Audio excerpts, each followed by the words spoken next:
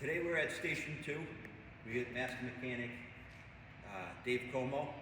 We're introducing our new TFT low profile ball valve, intake ball valve.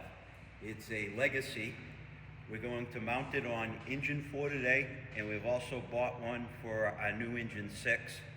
And the hope is to outfit the frontline apparatus, pumper apparatus, with the new ball valve. It's very simple to operate, and there's a number of departments in the area that are already using it. But our pumps have a 6-inch intake that this will be mounted on, screws on. And then on this is the a 4-inch hydrant line. And to set it, it's simply, I'm gonna have Dave show it. It's simply an adjustment with a wrench. So when you adjust it, you want this collar right here to be flush with whatever pressure you want to do.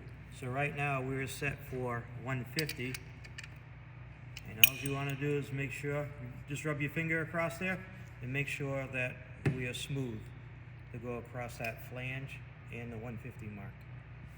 You could do it with a torque wrench, or you can do it with a wrench. That easy.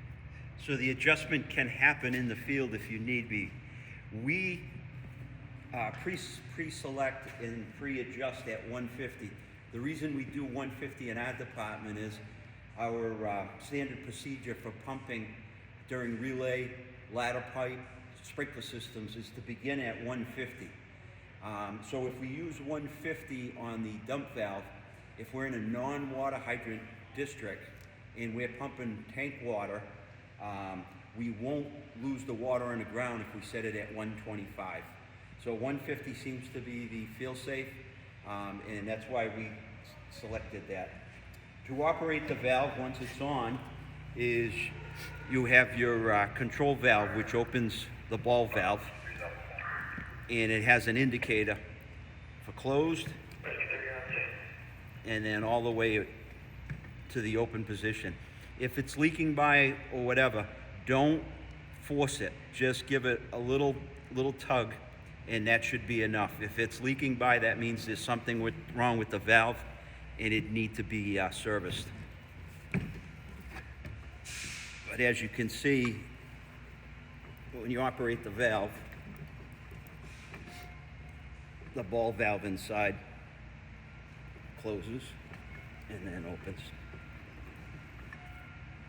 And then obviously Dave will put on a piece of hose. So here's your air bleeder, and it indicates on off. So that's the off position, the on position. With this, we have the chart, and it shows that the Legacy, flowing 1,000 gallons a minute, has a 10-pound friction loss.